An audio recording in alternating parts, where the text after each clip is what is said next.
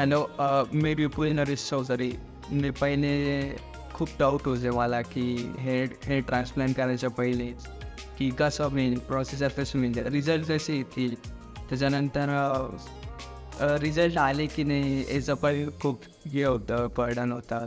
मग मी नाशिक येथे new hair रूटला visit केलं आणि मला तिचं जे डॉक्टर्स होते, स्पेशालिस्ट होते, त्यांनी सर्व प्रोसिजर सांगितली आणि मी त्यांच्यावर विश्वास ठेवून सर्व प्रोसिजर केली. त्याच्यानंतर माझा 22 फेब्रुवारीला मला सर्जरी झाली आणि सर्जरीसुद्धा माझी खूप विथगेन फ्रेंडली एन्व्हायरमेंट होतं फार.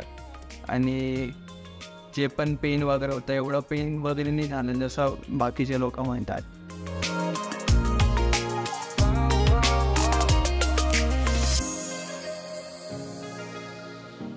आणि आता माझ्या सर्जरीला 6 महिने झाले.